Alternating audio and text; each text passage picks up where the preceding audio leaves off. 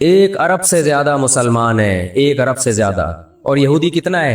1 करोड़ भी मेरा ख्याल है नहीं होगा। लेकिन ये 1 अरब से ज्यादा मुसलमान किसके कंट्रोल में है?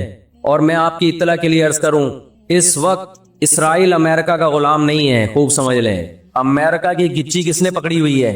इसराइल ने पकड़ी हुई है। इंडिया, इसराइल इंडिया का गुलाम नहीं है, इंडिया की गिच्ची पकड़ी हुई है। किसने? गिच्ची समझते हो?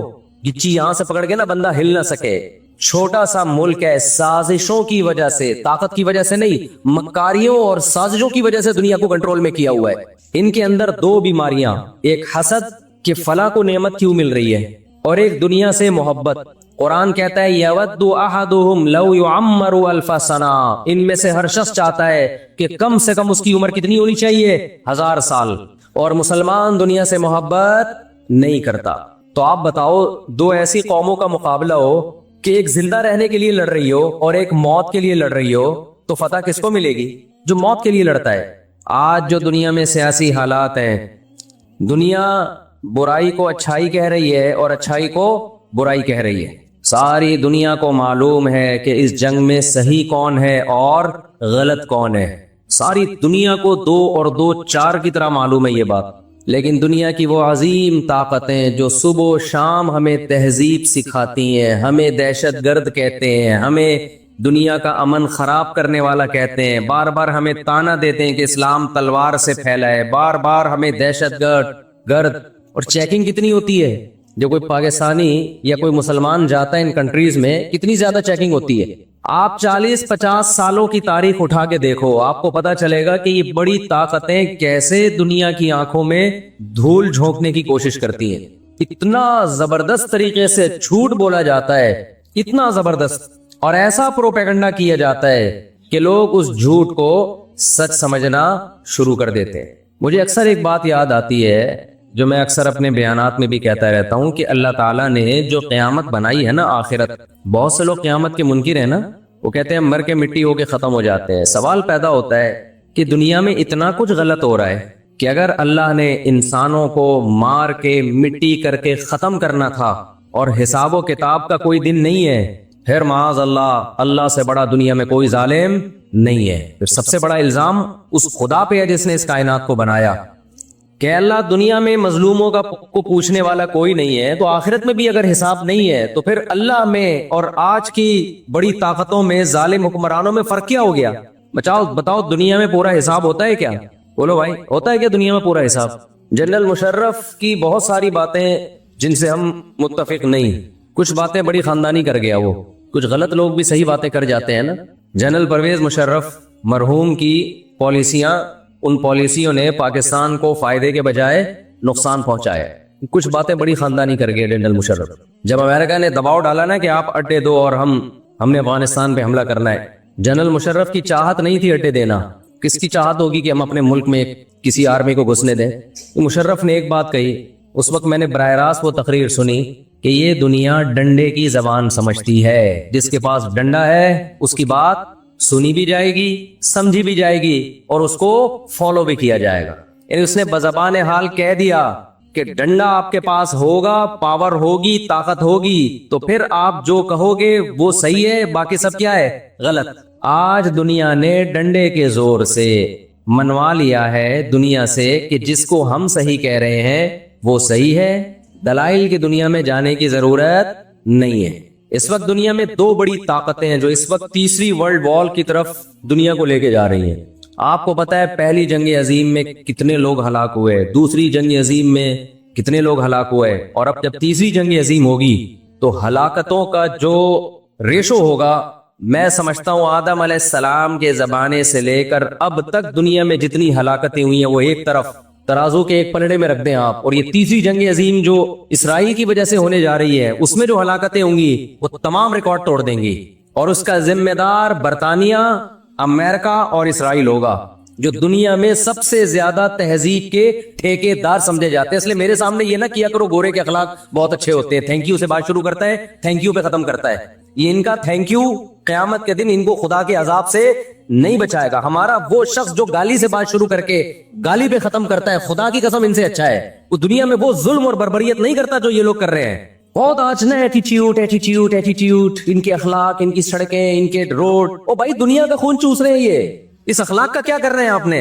इराक में जो भूख से बच्चों को मारा है वो किसने मारा है? मुसलमानों ने मारा है या इन 27 इत्तेहादियों ने मारा है? वो इराक अब तक अपने पांव पे खड़ा नहीं हो पाया है। उस तबाही का जो सैकड़ों बच्चे यूनाइटेड नेशन की रिपोर्ट के मुताबिक इराक में भूख से मरे हैं, उनका जिम्मेदार सऊदी अरब है, पाकिस्तान है, या वो 27 इत्तेहादी ममालिक हैं जो सारे गैर मुस्लिम कंट्रीज हैं, जिन्होंने 27 मुल्कों ने मिलके इराक पे हमला किया था और झूठा इल्जाम लगाया कि इनके पास केमिकल हथियार है। अब भी दुनिया को अगर होश नहीं आता और कुफर की हकीकत समझ में नहीं आती है, हमारे लिबरल और सेकुलर तबके को जो सुबह शाम उनके गुण गाते हैं, तो फिर आपको इसका अल्लाह के सामने हिसाब देना पड़ेगा। आज के जो अखलाक है ना दुनिया में, उनकी क्या वैल्यू है? बाप पर 1 रुपया खर्च नहीं करना, माँ के लिए, अब्बा के लिए ओल्ड हाउस, और अम्मा के लिए क्या है? बोलते क्यों नहीं भाई? ओल्ड हाउस है। कभी लड़ते नहीं अब्बा से, कभी लड़ते नहीं अम्मा से। इससे अच्छा वो बच्चा है जो कभी कभार अब्बा से लड़ भी लेता है, अम्मा से लड़ भी लेता है, लेकिन उसे पता है कि मैंने आखिरी दम तक इन बूढ़े माँ बाप को अपने से जुदा नहीं करना। वो लड़के तौबा इस्तिगफार कर लेता है, वो ज्यादा बेहतर है। देखने में ये बदतमीज लगेगा आपको, खुदा की नजर में इसका मकाम उससे ज्यादा है जो तमीजदार है। इस तमीज का करना क्या है आपने? कहां गई वो आलमी ताकतें? कहां गए वो तहजीब के ठेकेदार जो हमें तहजीब सिखाते हैं? 1 अरब से ज्यादा मुसलमान है, 1 अरब से ज्यादा। और यहूदी कितना है? 1 करोड़ भी मेरा ख्याल है नहीं होगा। लेकिन ये 1 अरब से ज्यादा मुसलमान किसके कंट्रोल में है? और मैं आपकी इत्तला के लिए अर्ज करूं, इस वक्त इसराइल अमेरिका का गुलाम नहीं है, खूब समझ लें। अमेरिका की गिच्ची किसने पकड़ी हुई है? इसराइल ने पकड़ी हुई है। इसराइल इंडिया का गुलाम नहीं है, इंडिया की गिच्ची पकड़ी हुई है। किसने? गिच्ची समझते हो? गिच्ची यहां से पकड़ के ना बंदा हिल ना सके। छोटा सा मुल्क है, साजिशों की वजह से, ताकत की वजह से नहीं, मक्कारियों और साजिशों की वजह से दुनिया को कंट्रोल में किया हुआ है। साजिशें किसे कहते हैं? एक बहुत ताकतवर आदमी जो आपके कंट्रोल में ना हो, आप उसके किसी राज पे मुत्तले हो जाएं, उसे किसी बुराई में डालें और खुफिया वीडियो बना लें आप, और बोले जो मैं कह रहा हूं करता रहे वरना ये वीडियो लीक कर दूंगा। वो इंतहाई पावरफुल आदमी भी कंट्रोल में किसके आ जाएगा? एक इंतहाई कमजोर आदमी के कंट्रोल में। आप अभी भी गूगल पे देख लो, मदीना और तबूक, सऊदी अरब का एक किनारा अगर मदीना है तो दूसरा किनारा तबूक है। ठीक ठाक लंबा रास्ता है और रेगिस्तानों का ठीक ठाक लंबा रास्ता है। तो उस जमाने में ऊंटों पे इंतहाई शदीद गर्मी में बैठ के तबूक की तरफ जाना और रूमियों से लड़ना यह आसान काम नहीं था। तो नबी सल्लल्लाहु अलैहि वसल्लम, सही हदीस की रोशनी में जो मजमून है वो मैं आपके सामने पेश कर रहा हूं कि सहाबी कहते हैं नबी सल्लल्लाहु अलैहि वसल्लम का जब भी जंग का इरादा होता आप छुपाते थे, बताते नहीं थे ताकि बात पहले से लीक ना हो जाए। ये नबी सल्लल्लाहु अलैहि वसल्लम की एक जंगी एक पॉलिसी थी। मैं बार बार ऐसी हदीसों पे क्या कहता हूं, मुसलमान आज देसी बहुत हो गया है। मुसलमान क्या हो गया है? देसी। कोई पॉलिसी नहीं है, कोई प्लानिंग नहीं है, उल्टे उल्टे काम करके बोलेगा कि अल्लाह बचाएगा। तो हमारे नबी सल्लल्लाहु अलैहि वसल्लम की प्लानिंग होती थी, उसमें कि ये भी भाई जंग का इरादा तो एकदम से उसको लीक नहीं करो, दुश्मन तक बात फैल जाएगी। तो यहाँ आपने पहले बता दिया कि भाई हमारा जंग का इरादा है, तबूक में इत्तला मिली है कि रूमी आ रहे हैं और आ रहे थे लड़ने के लिए, तो आपने फरमाया हमें वहां जाके उनको रोकना पड़ेगा। तो अब चूंकि ये आसान लड़ाई नहीं थी, तो अगर आप इसको छुपाते तो सहाबा तैयारी नहीं कर पाते, तो इसलिए आप सल्लल्लाहु अलैहि वसल्लम ने पहले सबको बता दिया भाई तबूक जाना है। अब मक्का फतह हुआ है, थके हारे बैठे हुए हैं कि भाई अब मक्का फतह हो गया, चलो सारी जिंदगी जो हमने मुश्किलात उठाई हैं अब उसका फल खाने का वक्त आया है, तो अब भी नहीं आराम से बैठने दिया जा रहा। सही है ना? अब तो भाई बड़ी ताकतों से लड़ाई। अभी तो मुशरिकीन मक्का से फारिग हुए हैं, अरब कबाइल से फारिग हुए हैं, अभी तो दुनिया पड़ी हुई है। इसी से पता चलता है हमारे नबी सारी दुनिया के सारे इंसानों के लिए आए हैं। अभी तो दुनिया पड़ी हुई है भाई, अभी तो लड़ाइयों का वो सिलसिला शुरू होगा। मोहम्मद बिन कासिम जाएगा सिंध फतह करने के लिए थोड़े दिनों में, और इटली तक हमारी फौजें दाखिल हो जाएंगी। आपको पता है यूरोप ताबीन के दौर में फतह हो चुका था। अफ्रीका में जहां भी जाओ इस्लाम, मैं तो जंगलों में अफ्रीका के गया हूं, वहां भी मस्जिदें हैं। ये कब आया इस्लाम? ये सहाबा के दौर में आ चुका था, ऐसे फैले हैं भाई। तो तबूक में आप सल्लल्लाहु अलैहि वसल्लम ने हुक्म दिया जाना है भाई।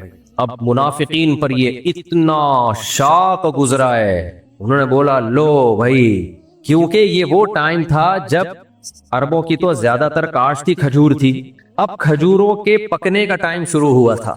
लो भाई, जब फल खाने का वक्त शुरू हुआ है तो अब चलो कहां? जिहाद के लिए, और एक ताकतवर कौम से, और वो भी इतना दूर गर्मियों में। तो मुनाफिकीन यहाँ कलाबाजियां کھانے لگے. لیکن بعض مخلص صحابہ بھی پیچھے رہ گئے، جن میں کعب ابن مالک تھے، ہلال ابن امیہ تھے، اور مرارہ ابن ربیع رضی اللہ عنہم. یہ تین مخلص صحابی تھے جو ہر جنگ میں شریک تھے نبی کے ساتھ. کعب ابن مالک بھی تھے جو ہر جنگ میں شریک تھے. صرف بدر میں اس لیے شریک نہیں ہوا تھا کہ وہ تو نبی کا لڑائی کا ارادہ ہی نہیں تھا، ہمیں کیا پتا تھا کہ جنگ ہو جائے گی.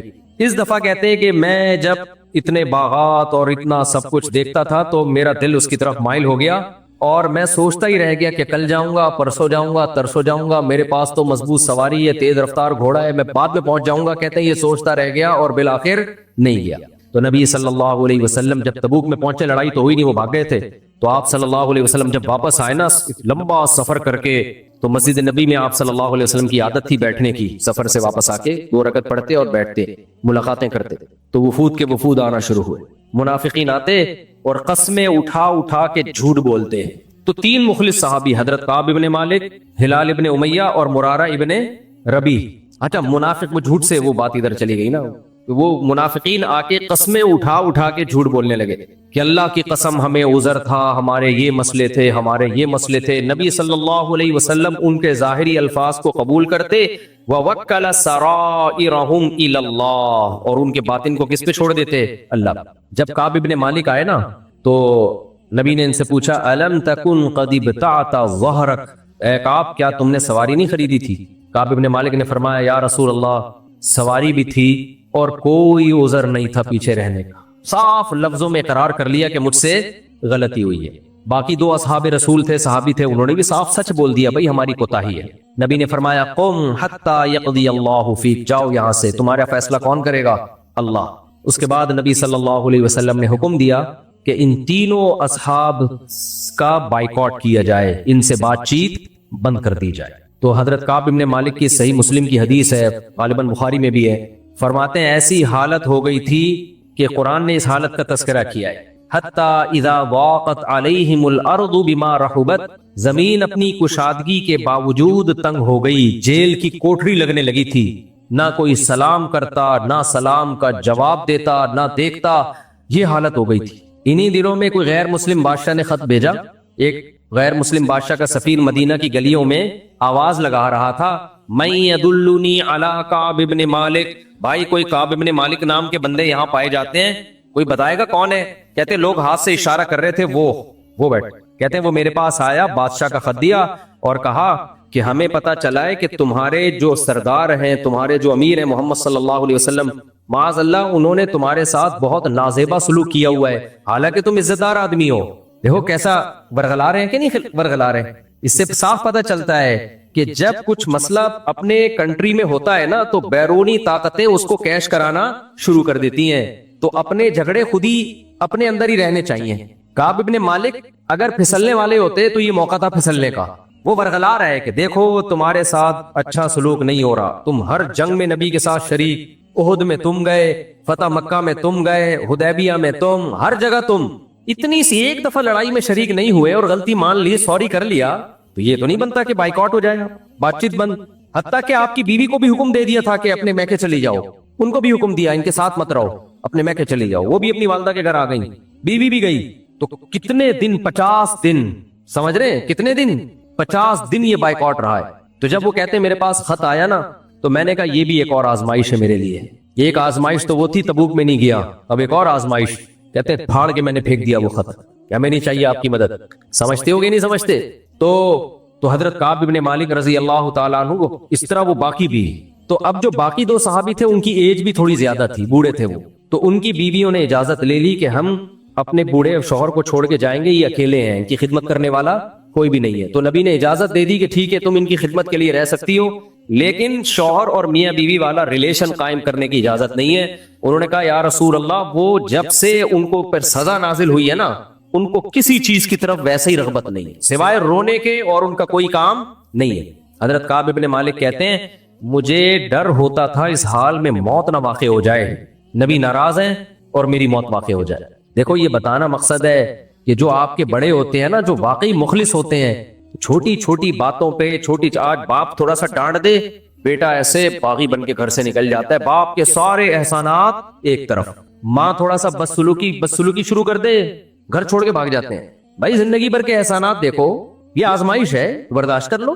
शौहर, बास खवातीन को क्या होता है, शौहर ने डांट दिया, अब सॉरी जब तक नहीं करेगा तो मूड ठीक नहीं होगा इनका। छोड़ दो यार, शौहर है वो, सारी जिंदगी उसने तुम पर एहसान किया, ऊंच नीच हो गई तो गुजार, खत्म करो। नहीं, ये यूं ऊंची आवाज से क्यों बोला? इस तरह घर कभी भी बोलो नहीं चल, इग्नोर कर दो, छोड़ दो भाई, सॉरी नहीं कहलवा उससे। घर में जब इकट्ठे रहते हैं सब कुछ होता है, नहीं ऐसा बोला कि उसको पकड़े बैठ जाती हैं, फिर उसको आदमी को फिर से बड़ा गुस्सा आता है, यार तो मुझ में और गफ्फार भाई में फर्क क्या रह गया फिर? यानी अजनबी में और मुझ में कोई फर्क है ही नहीं। तो थोड़ा सा औरत को शौहर का गुस्सा बर्दाश्त करना पड़ता है, समझ रहे हो? शौहर का गुस्सा बर्दाश्त नहीं होगा तो नहीं चल सके। मर्द को में अल्लाह ने फितरतन गुस्सा रखा है, और मर्द को औरत की उल्टी सीधी बातें थोड़ी बर्दाश्त करनी पड़ेंगी। दोनों में एक एक ऐब है। जल्दी से मिसाल देके बात खत्म करता हूं। देखो, कुछ ऐब औरतों में होते हैं वो बहुत बुरे होते हैं, कुछ ऐब मर्दों में होते हैं वो बहुत बुरे होते हैं। वो मर्दों वाले ऐब औरत में होंगे तो शायद इतने बुरे ना हो, औरत वाले ऐब मर्दों में होंगे तो शायद इतने बुरे ना हो। मिसाल के तौर पर बुज़दिल औरत भी होती है, मर्द भी होते हैं, लेकिन ज्यादा बुरा कौन लगता है? मर्द। इसी तरह चीखना मर्द के लिए भी बुरा है, औरत के लिए भी बुरा, लेकिन ज्यादा बुरा किसके लिए है? औरत के लिए। समझ रहे हो? बुज़दिल आदमी हो और औरत भी हो, आदमी छिपकली से डरेगा, औरत छिपकली से डरेगी, ज्यादा जलील कौन हो जाएगा? मर्द। मैं तू मर्दों के छिपकली से डर रहा है? तो बुज़दिली एक ऐसी बीमारी है जो मर्द में भी होती है औरत में भी, लेकिन मर्द में होना ज्यादा जिल्लत का सबब है। इसी तरह याद रखो, गुस्से का तेज होना, चीखना चिल्लाना, ये ऐब है, बुरी चीज है, मर्द में भी और औरत में भी, लेकिन औरत में ज्यादा बुरी है। मर्द भी चीखता हुआ बुरा लगता है, औरत भी बुरी, लेकिन औरत ज्यादा बुरी लगती है। मर्द भी बुज़दिल होना बुरा लगता है, औरत भी बुरी, लेकिन मर्द ज्यादा बुरा लगता है। ये लिबरल सेकुलर लोगों ने ना औरत और मर्द की जिन्स का फर्क ही मिटा दिया, सबको एक ही लाठी से आंकते हैं ये। तो मर्द का भी चीखना बुरा, औरत का भी चीखना बुरा, लेकिन मर्द का चीखना कम बुरा है, औरत का चीखना चिल्लाना ज्यादा बुरा है। बेहया मर्द भी बुरे होते हैं, औरत भी बुरी होती है, ज्यादा बुरा कौन होता है? औरत का बेहया होना ज्यादा बुरा है। उसमें तो हया के सॉफ्टवेयर यानी अल्लाह ने ज्यादा इंस्टॉल किए हुए हैं। कंजूस औरत भी बुरी, कंजूस मर्द भी बुरा, लेकिन ज्यादा बुरा कौन है कंजूसी में? आदमी।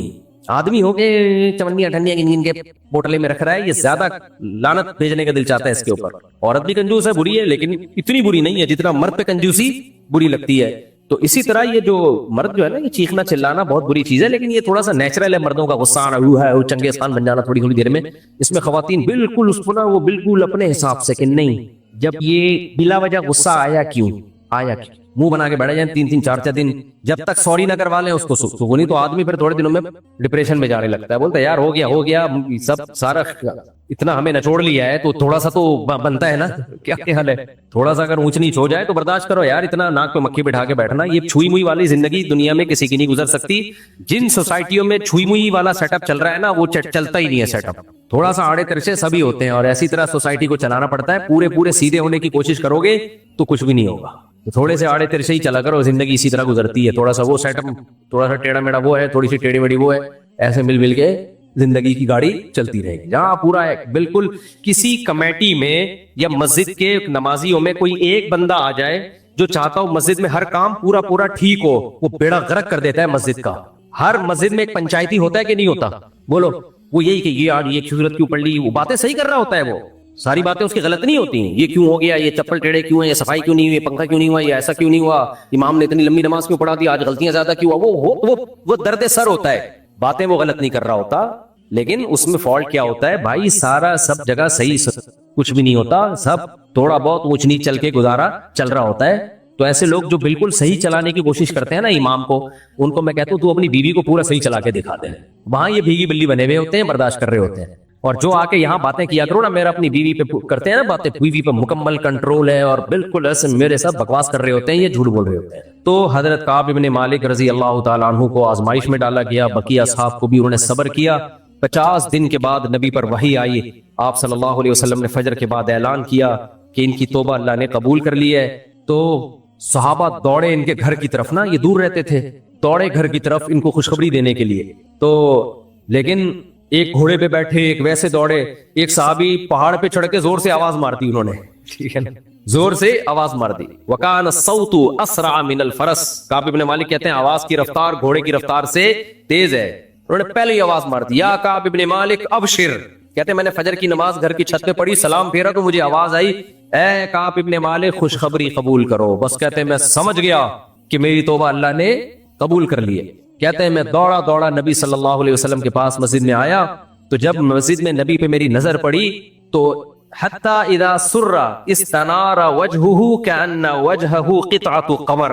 آپ کی عادت تھی کہ جب آپ خوش ہوتے تھے نا آپ کا چہرہ ایسے چمکتا تھا جیسے چاند کا ٹکڑا, ایسے اس پہ چمک ہوتی تھی. تو نبی کا چہرہ ایسے خوشی سے چمک رہا تھا. اور آپ نے فرمایا ابشر بخیر یوم مر علیک منذ ولدتک امک. اے کعب, جس دن سے تجھے تیری ماں نے جنا ہے نا اس سے زیادہ خوشی کا دن تیری زندگی میں آج تک کبھی بھی نہیں آیا. اس دن کی مبارکباد قبول کر. سمجھ میں آ رہی ہے بات کہ نہیں آ رہی؟ کیونکہ نبی جانتے تھے کہ کعب ابن مالک کے لیے یہ 50 دن کتنی ٹینشن میں گزرے ہیں, کیونکہ نبی ناراض ہیں, اور نبی ناراض ہونے کا مطلب کون ہے؟ اللہ ناراض ہے, اللہ ناراض ہے. جیسے ہی نبی نے یہ جملہ فرمایا نا کہ اے کعب آج تک تیری زندگی میں اس سے خوشی کا دن نہیں آیا, اس دن کی خوشخبری قبول کر. فرماتے ہیں امن عندک امن عند اللہ. فوراً حضرت کعب نے کیا فرمایا؟ یا رسول اللہ یہ آپ کی طرف سے ہے خوشخبری یا اللہ کی طرف سے؟ دیکھو صحابی کو اللہ کی رضا کی کتنی فکر تھی. اس سے پتہ چلتا ہے صحابہ کو جو نبی سے محبت تھی وہ اصل میں کس کا اظہار تھا؟ اللہ سے محبت کا نتیجہ تھا. اللہ سے محبت. تو اصل رضا کس کی مطلوب ہے؟ اللہ کی. کیونکہ حضرت کعب کے دل میں یہ خیال پیدا ہوا کہ ہو سکتا ہے نبی نے اپنے طور پہ معاف کر دیا ہو, اللہ کا معاملہ تو ابھی تک گویا پینڈنگ میں پڑا ہوا ہے نا. پھر تو اگر یہ اللہ کی طرف سے ہے تو پھر تو پائیدار ہے. کیونکہ خطا کس کی ہے؟ میں نے نبی کو, نبی کی نافرمانی کر کے اصل میں ناراض کس کو کیا ہے؟ اللہ کو. تو کیسا بیلنس تھا نا ان کا, نبی سے محبت بھی بے تحاشا, نبی کے نام پہ جان دے رہے ہیں, لیکن جانتے تھے کہ نبی کی حیثیت اللہ کے رسول کی حیثیت سے آپ سے محبت ہو رہی ہے. محمد بن عبداللہ کی حیثیت دوسرے درجے میں ہے. پہلی حیثیت آپ کی رسول اللہ ہے, اللہ کے پیغمبر ہیں, اللہ کے سفیر, تو پہلے اللہ ہے. اسی مضمون کو یہ جو سورہ توبہ میں ایک اور جگہ بیان کیا ہے وہ آیت میں پڑھ دیتا ہوں 11ویں پارے کا پہلے, وہ بھی سمجھیں. قرآن کیا کہہ رہا ہے؟ فَإِن تَرْضَوْا عَنْهُمْ يَحْلِفُونَ لَكُمْ لِتَرْضَوْا عَنْهُمْ. آیت نمبر 96 سورہ توبہ کی 11ویں پارے کا پہلا رکوع ہے. اللہ فرماتے ہیں يَحْلِفُونَ لَكُمْ لِتَرْضَوْا عَنْهُمْ. خوب سمجھے اس مضمون کو کہ یہ لوگ قسمیں اٹھاتے ہیں تاکہ اے نبی آپ ان سے راضی ہو جائیں. قسمیں اٹھاتے ہیں کہ ہمیں یہ عذر تھا, ہمیں یہ عذر تھا, ہم اس لیے نہیں گئے, تاکہ نبی مطمئن ہو جائیں قسم سن کے, اور نبی ان سے کیا ہو جائیں؟ راضی ہو جائیں. اللہ کہتا ہے فَأَعْرِضُوا عَنْهُمْ. اچھا فَإِن تَرْضَوْا عَنْهُمْ, نبی اگر آپ ان سے راضی ہو بھی گئے, فَإِنَّ اللَّهَ لَا يَرْضَىٰ عَنِ الْقَوْمِ الْفَاسِقِينَ, اللہ ایسے فاسقوں سے راضی نہیں ہوتا. اس سے صاف پتہ چلتا ہے کہ نبی کی رضا وہ رضا مقصود ہے جو اللہ کی محبت کی وجہ سے ہو. ورنہ اللہ کیا کہہ رہے ہیں؟ اے نبی اگر آپ راضی ہو بھی گئے تو کوئی فائدہ نہیں ہے, اللہ پھر بھی راضی نہیں ہوگا. تو آپ کا وہ والا راضی ہونا معتبر ہے جو اللہ کی محبت کی وجہ سے ہو, ان کے پیش نظر اللہ کی رضا ہو. سے صاف پتہ چلتا ہے بھائی ہم پیغمبر سے محبت کس کی بیس پہ کرتے ہیں؟ اللہ کے. آپ اللہ کے رسول ہیں, آپ اللہ کے سفیر ہیں, اور یہ اسی بیس پہ محبت قیامت میں کام آئے گی. عیسائیوں نے کیا کیا اور ہمارے دور کے مشرکوں نے کیا کیا؟ نبی کو مقصود بنا دیا اور اللہ کو کیا کر دیا؟ پرے کر دیا معاذ اللہ. سمجھ رہے نا؟ اللہ کے احکامات کو عیسائیوں نے کیا حضرت عیسیٰ کو مقصود بنا کے اللہ کا بیٹا بنا دیا. یہ نہیں دیکھ رہے کہ اللہ اس بیٹا بنانے پہ خوش بھی ہے کہ نہیں ہے. کہہ رہے نہیں چونکہ آپ اللہ کے محبوب ہیں تو بس ہمیں ان کو خوش کرنا ہے, عیسیٰ کو خوش کریں گے تو اللہ بھی خوش ہو جائے گا. نا نا نا نا نا نا, ہم عیسیٰ ابن مریم علیہ السلام سے محبت کس کی وجہ سے کرتے ہیں؟ اللہ کی. تو انسان کا پہلے اللہ سے ریلیشن قائم ہوتا ہے, پھر اس ریلیشن کی بیس پہ اللہ جس سے محبت کا حکم دیتا ہے ہمیں اس سے محبت ہو جاتی ہے, اور جس سے نفرت کا حکم دیتا ہے ہم اس سے نفرت کرنا شروع کر دیتے ہیں. اب دیکھو یہ آیت میں دوبارہ پڑھ لیتا ہوں. اللہ فرماتے ہیں یہ قسم اٹھائیں گے لترضوا عنہم, تاکہ اے نبی آپ ان سے راضی ہو جائیں, لیکن آپ ان سے راضی ہو بھی گئے تو اللہ راضی نہیں ہوگا. تو اسی وجہ سے حضرت کعب ابن مالک نے سوچا کہ نبی تو مجھ سے راضی ہو گئے ہیں, خوشخبریاں سنا رہے ہیں, تو پتہ نہیں یہ نبی نے خود معاف کیا ہے یا اللہ کی طرف سے. اگر اللہ کی طرف سے تو پھر تو ٹھیک ہے, پھر یہ پائیدار معافی ہے, اور اگر نبی کی طرف سے ہے تو ایک مسئلہ تو حل ہو گیا, لیکن دوسرا اس سے بڑا مسئلہ ابھی تک پڑا ہوا ہے. تو اس لیے میں اتنا ہی زیادہ خوش نہیں ہوں گا پھر. تو فوراً حضرت کعب ابن مالک نے فرمایا کہ یہ بخاری مسلم کی حدیث ہے جو آپ کے سامنے پیش کر رہا ہوں کہ یا رسول اللہ امن عندک ام من عند اللہ, یہ خوشخبری آپ کی طرف سے ہے یا اللہ کی طرف سے ہے؟ نبی اس پہ غصے نہیں ہوئے, کیونکہ نبی جانتے تھے کہ میری تعلیمات کے عین مطابق ان کی تربیت ہو رہی ہے کہ اللہ کو کیا رکھا ہوا ہے پہلے. ورنہ نبی کہہ سکتے تھے تم میری معاذ اللہ نقل کفر توہین کر رہے ہو, میں نے اگر معاف کر دیا تو بس کافی ہے نا, میں اور اللہ کوئی معاذ اللہ الگ الگ تو نہیں ہے, میں نے معاف کر دیا تو بس کا مطلب اللہ نے بھی معاف کر دیا. یہ جواب ہونا چاہیے تھا نا بھائی, جب میں نے معاف کر دیا تو یہ پوچھنے کی کیا ضرورت ہے کہ اللہ کی طرف سے بھی معافی ہوئی ہے کہ نہیں ہوئی ہے. نا نا نا نا، نبی نے کوئی ناراضی کا اظہار نہیں کیا بلکہ اپریشیٹ کیا کہ بالکل صحیح سوال پوچھا ہے، یہ پوچھنا بنتا ہے اس موقع پہ، کیونکہ جب گناہ ہوتا ہے تو توبہ کس سے ہوتی ہے؟ اللہ سے، اور معافی کون دیتا ہے؟ اللہ۔ تبھی تو قرآن کہتا ہے وَلَوْ أَنَّهُمْ إِذْ ظَلَمُوا أَنفُسَهُمْ جَاءُوكَ، اے نبی اگر ان سے کوئی گناہ ہو جائے اور یہ آپ کے پاس آئیں، فَاسْتَغْفَرُوا اللَّهَ، پھر اللہ سے توبہ استغفار کریں، وَاسْتَغْفَرَ لَهُمُ الرَّسُولُ، رسول بھی ان کے گناہ کی اللہ سے معافی مانگے تو پھر اللہ ان کو معاف کر دے گا۔ سمجھ میں آ رہی ہے بات؟ تو گناہ اللہ کی نافرمانی کا نام ہے، تو اس میں توبہ بھی کس سے ہوگی؟ اللہ سے۔ معافی بھی کون دے گا؟ اللہ دے گا۔ عیسائیت میں اس کے برعکس ہے، پادری سے سوری کیا جاتا ہے، پادری ہی معاف کرے گا پیسے لے کے، وہ ایسا کچھ بھی نہیں ہے اسلام میں۔ تو کعب بن مالک رضی اللہ تعالیٰ عنہ نے فوراً فرمایا امن عندی کا ام من عند اللہ، یا رسول اللہ یہ معافی آپ کی طرف سے ہے یا اللہ کی طرف سے؟ نبی نے فوراً فرمایا لا بل من عند اللہ، نا نا نا نا بھائی اللہ کی طرف سے ہے۔ تو آپ ذرا بھی غصے نہیں ہوئے اس سوال پر کہ بھئی یہ کیوں سوال پوچھ رہے ہو؟ نا بھائی آپ جانتے تھے کہ جو میں تربیت کر رہا ہوں وہ بالکل اسی کے حساب سے میرے اصحاب کی تربیت ہو رہی ہے کہ راضی کس کو کرنا ہے؟ اللہ کو۔ تو فرمایا بل من عند اللہ۔ تو حضرت کعب بن مالک کہتے ہیں میں نے عرض کیا یا رسول اللہ، اللہ نے میری توبہ قبول کی ہے، مجھ سے غلطی کیوں ہوئی؟ اس دولت کی وجہ سے۔ یہ میرے باغ تھے، طابت الثمار والظلال، جن کے لمبے لمبے سائے، مالدار صحابی تھے نا، دولت مند صحابی تھے۔ تو آج کا کوئی کمنٹس کرنے والا ہوتا نا، کہتے اتنی دولت رکھی ہوئی کیوں ہے؟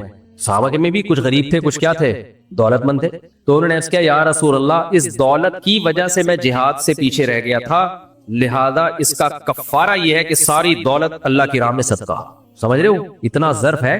تبھی ہم یہ رافضیوں سے کہتے ہیں کہ تم صحابہ کی غلطیاں تو نکالتے ہو، صحابہ نے یہ غلطی ہوئی، یہ غلط۔ بھائی ان کی جو توبہ تھی وہ بڑی خاندانی توبہ ہوا کرتی تھی۔ غلطی ہر انسان سے ہوتی ہے، کلکم خطاؤن، حدیث میں آتا ہے سب غلطیاں کرتے ہیں۔ آدم علیہ السلام سے نہیں غلطی ہو گئی تھی، درخت کا پھل کھا لیا تو کیا آدم کا مقام اللہ کی نظر میں گر گیا؟ وہ بھائی توبہ کتنی خاندانی کی تھی آدم علیہ السلام نے۔ تو صحابہ سے بھی غلطیاں ہوئی ہیں، لیکن ایسا نہیں ہوتا کہ وہ غلطیاں کر کے ہم سے کم ہو گئے، نا نا نا نا، غلطیاں اس لیے ہو گئی، بشر تھے بھائی، بشر انسان تھے۔ تو جب بھی کوئی سوسائٹی میں ہم رہتے ہیں سب کچھ چل رہا ہوتا ہے۔ ابھی میں نے بات کیا نا، گھر میں بالکل سیدھا چلانے کی کوشش کریں گے گھر ٹوٹ جائے گا، کسی مسجد کو بالکل 100% درست چلانے کی کوشش کریں گے پنچایتی بن جائیں گے تو وہ چلے گی نہیں مسجد کبھی بھی۔ تو اسی طرح کوئی اسٹیٹ بھی چلتی ہے، ریاست بھی چلتی ہے، قومیں بھی ایسے ہی چلتی ہیں۔ تو صحابہ بھی ایسے ہی چلے بھائی، کسی سے غلطی ہو گئی پھر وہ معذرت کر لیں گے، کچھ سے غلطی سے بچے رہیں گے، نہیں کریں گے غلطی۔ یہ سب سوسائٹی کا حصہ ہوتی ہیں چیزیں۔ پھر اس میں سیاسی اختلافات بھی جو صحابہ کے ہوئے وہ بھی نیچرل ہے، جب سیاست ہوتی ہے تو سیاسی اختلافات بھی کیا ہوتے ہیں بھائی، وہ انسان تھے وہ، لیکن ان سیاسی اختلافات کے باوجود بھی اسلام کا ڈنکا پوری دنیا میں انہوں نے بجا دیا تھا، پوری دنیا میں اسلام پھیلا دیا تھا۔ تو کیا تو حضرت کعب بن مالک نے فرمایا سار ان انخلع من مالی صدقۃ الی اللہ ورسولہ، یا رسول اللہ اپنے مال سے دستبردار ہوتا ہوں، یہ اللہ اس کی رسول کی طرف صدقہ سے پتہ چلتا ہے۔ ہم سے کبھی گناہ ہونا تو توبہ بھی کریں، اس کی تلافی میں کچھ صدقہ بھی کریں۔ ایک لڑکے نے مجھے کہا مجھے ہینڈ پریکٹس کی عادت پڑی ہوئی ہے، 100 دفعہ توبہ کرتا ہوں پھر توبہ ٹوٹ جاتی۔ میں نے کہا جب توبہ کرنا کچھ صدقہ بھی کیا کر تو، یہ فری پھوکٹ کا جو جب یہ مہنگا ہو جائے گا پھر صحیح ہے، یہ کام کا تجھے پتہ چلے گا کہ اس کے مجھے پیسے دینے پڑتے ہیں، تو آہستہ آہستہ سزا جب ملتی ہے تو وہ گناہ آہستہ آہستہ کم ہونا شروع ہوتا ہے۔ تو فوش فلموں کی عادت پڑ گئی بھائی، کچھ صدقہ کرو، توبہ بھی کرو اور اپنے آپ کو کچھ سزا بھی دو۔ تو حضرت کعب بن مالک کہتے ہیں میں نے سارا مال صدقہ۔ آج کل کیا ہوتا ہے، آج کل کے جو جاہل پیر ہوتے ہیں، کوئی مرید آ کے کہے پھونکو والی سرکار سے یہ سارا آپ کو دیا، وہ فوراً لے کے بھاگ جائے گا۔ کیا خیال ہے ایسا ہی ہوتا ہے کہ نہیں ہوتا؟ جو جاہل پیر ہیں وہ کیا کرتے ہیں، ٹھیک ہے دے دو۔ سید الانبیاء صلی اللہ علیہ وسلم امت کے خیر خواہ تھے، آپ نے جب دیکھا کہ جب ان